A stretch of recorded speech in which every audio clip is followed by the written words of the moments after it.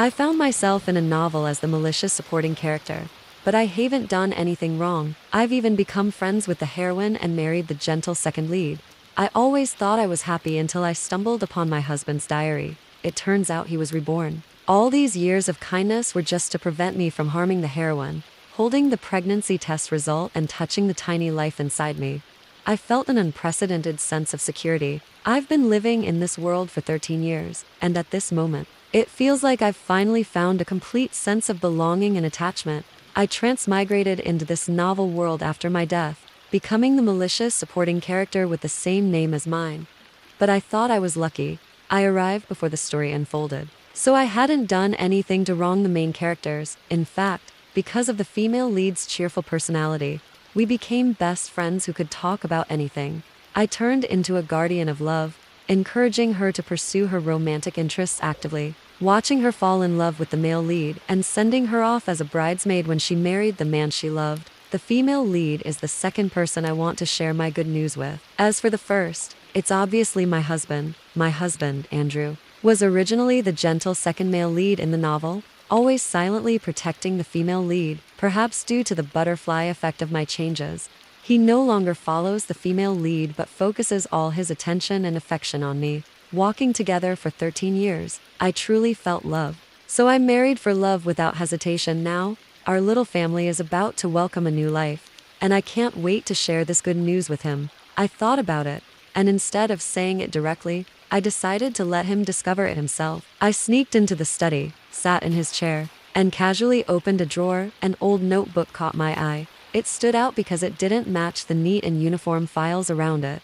It should have been at the bottom, but a corner was accidentally exposed in the owner's rush. I carefully picked up the notebook and couldn't help but laugh. It was the type of girly notebook cover we used in our school days, worn with age, but the owner likely opened it frequently to record things, as the edges were curled and the pages were yellowed.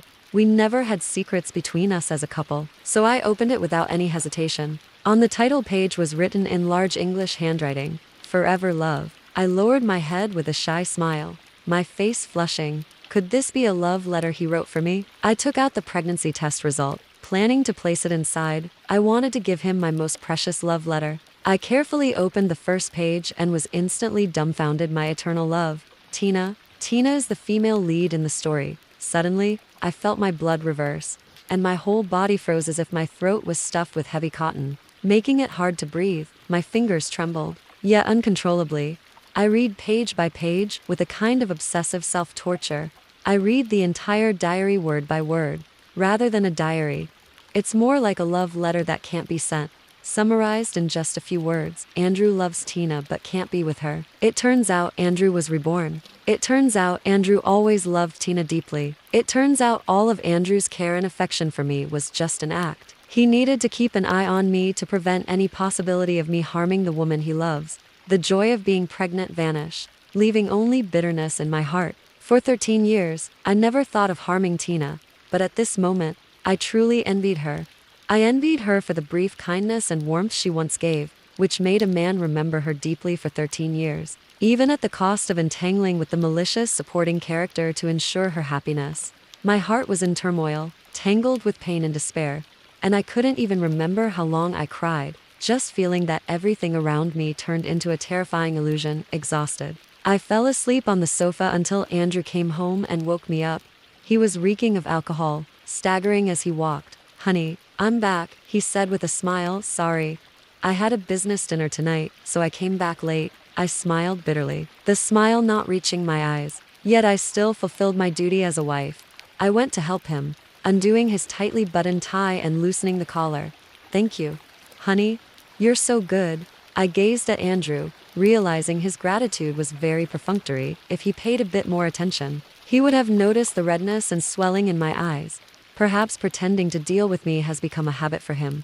I helped Andrew to the bed, undressed him, and prepared to clean his face and body. Drunk, Andrew's willpower slackened, as if he let down his guard, revealing his true feelings with weary vulnerability. "Tina," I flinched, thinking I was hallucinating.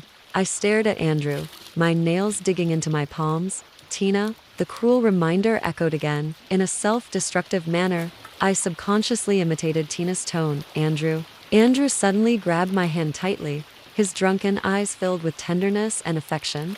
"Tina, as long as you're happy, everything I do is worth it." A short sentence fixed me once again in the cage of deception. I felt breathless, everything before me becoming bizarre. And I fled from the bedroom in a mix of running and hiding. It turns out the love I chose without hesitation was a joke from start to finish. I didn't sleep well. The various things the malicious supporting character Amelia did in the novel replayed crazily in my mind. Amelia bullied the female lead with her group, hired thugs to humiliate the female lead, and used her family background to oppress the female lead, and so on. In the dream, Amelia suddenly turned back, with a face identical to mine. That face was twisted and ferocious. Even I found it terrifying. In dreams, time flies. The male lead and the second male lead quickly grow and then take revenge on me. Andrew's cold, indifferent eyes calmly stared at me, as if looking at a dead object. "Since you like ruining others' innocence, go experience it yourself." In despair, I was humiliated to death and discarded by a filthy garbage pile. "Dying in agony, no," I shouted, waking myself up. I looked up into Andrew's concerned eyes, overlapping with the brutal and fierce image in the dream, and I trembled in fright. Andrew was covering me with a blanket. Looking confused. "Honey, what's wrong? Why are you sleeping on the sofa? You'll catch a cold, honey. Are you mad at me for drinking too much last night?" "Sorry. The client was important." I shook my head, engulfed in fatigue and fear, not wanting to say anything. "There's no guest room in our house. Andrew once promised he would never make me mad enough to send him to sleep in a guest room. Even if he did upset me, he'd be sensible enough to sleep on the floor beside me." But when conflicts really arose, I didn't even have a space of my own. I was indeed under his watchful eye. Andrew didn't notice anything unusual about me, frowning pitifully. "Honey, I had a tough time at the business dinner yesterday. My head hurts a lot. Where's the hangover soup?" "I forgot. I didn't make any at all." Andrew's family isn't wealthy. While I'm a typical rich second generation, he always said he wanted to earn my father's approval through his own efforts, to achieve more to deserve me. So Andrew worked hard. He didn't accept help from the Iden family, choosing to start his own business. In the early years, to secure projects, he drank heavily with partners, almost getting a stomach ulcer. I loved Andrew deeply, and as his wife, I always took care of him personally, for the sake of his health. I found many remedies and often stayed up all night to help him recover from hangovers. If I were unaware of his true feelings, I might have continued being a dutiful wife. However, in reality, my efforts were all one-sided. Amelia used her family background to harm Tina. I can't let her have any chance to harm Tina. I must achieve success in the business world, have enough power to rival Amelia's old man. If they harm Tina like the last life, it'll make the Amelia family pay a painful price. Andrew's desperate efforts were merely to gain real power, to protect his true love. "Honey, what's wrong today? You don't look well. Are you feeling unwell? Let me take you to the hospital." I stared blankly at the man before me, wondering how much sincerity was in his concern. I hesitated about confronting Andrew when suddenly my phone rang. The caller ID showed two big words, "Tina." Andrew quickly picked up the phone and handed it to me, signaling with his eyes. "Take it." I numbly pressed answer, and Tina's cheerful voice came through. "Amelia, darling, remember we're going to the art exhibit today?" "I remember. Let's meet at the coffee shop in front of the art gallery, okay? Old Ho is dropping me off on his way to work." "Okay." Before I could speak, Andrew said, "You have plans with Tina today. Let me drive you there." "No need. Your office isn't on the way." Andrew lovingly touched my cheek. "Silly. Driving my wife anywhere is on the way. Go change your clothes." Andrew went back to the room to freshen up, his back radiating happiness. He's going to see his beloved, of course. He's thrilled. "Remember, let's meet directly at the coffee shop in front of the art gallery. He can drop me off on his way to work." "All right." I hung up the phone, and before I could say anything, Andrew spoke first. "You have plans with Tina today? Let me take you there." "No need. Your office is out of the way." Andrew affectionately touched my cheek. "Silly. Taking my wife anywhere is always my pleasure. Go get changed." Andrew got up to freshen up, his back radiating happiness. Of course, he's thrilled to see the one he loves. He seemed to have forgotten that he just mentioned taking me to the hospital because I looked unwell. In Andrew's world, nothing is more important than Tina. When Andrew dropped me off at the coffee shop, Tina was happily sipping a mocha cookie crumble frappuccino. She naturally handed me a cup of hot milk. Greeting me cheerfully, Andrew gently reminded me, Girls shouldn't drink too many cold beverages. It's bad for your health and can cause discomfort at certain times. You're not a kid anymore. You should be more careful. Tina teased with a smile. Wow, showing off your affection right in front of me. Andrew replied with a smile. You too, drink less cold stuff. So much preamble for a simple reminder to her. The hot milk in my hand felt uncomfortably warm. Actually, I don't like cold drinks. His concern was never really for me. Got it. Got it. You're so naggy. Only Amelia can put up with you. Andrew chuckled and turned to me. I'll pick you up for lunch. I remember you saying you wanted to try the new Spanish restaurant in Amelia City.